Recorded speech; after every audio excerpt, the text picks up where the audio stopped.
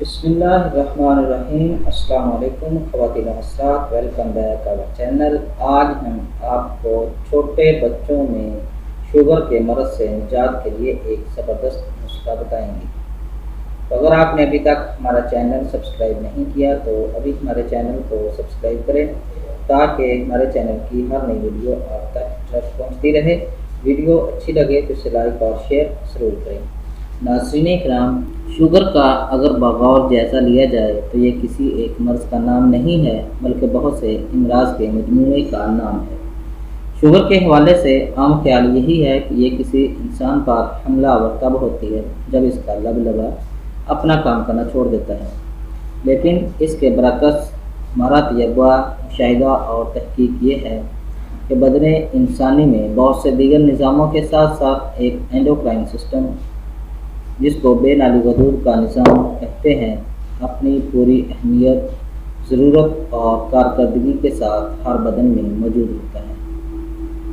لبلبا اس نظام میں واقع بہت سے غدودوں میں سے ایک غدود ہے۔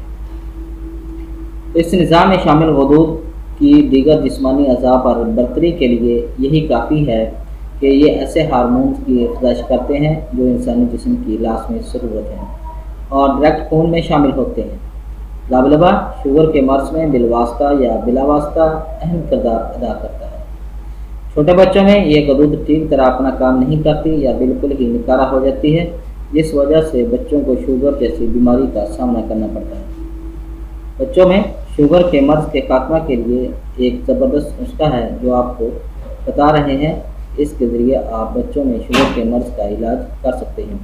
اس نسخہ کے جو اجزاء ہیں وہ یہ ہیں: برہمی بوٹی 2 پتے، سیاہ مرچ 1 عدد، مغز بادام 7 عدد، عود ہندی 2 ملی گرام، عرق گلاب 1 پیالی، گائے کا تازہ مکھن 1 گرام۔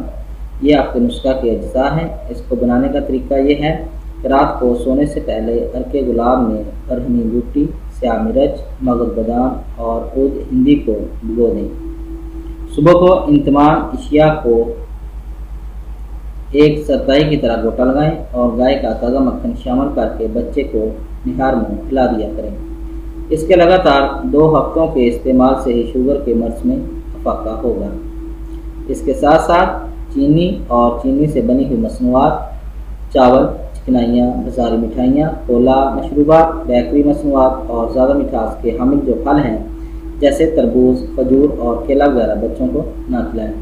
بچوں کو زیادہ سے زیادہ کھیل کود کی طرف راغب کریں اور کم از کم 8 گھنٹے کی آرام دہ نیند دیں، لیکن اس سے زیادہ سونے نہ دیں۔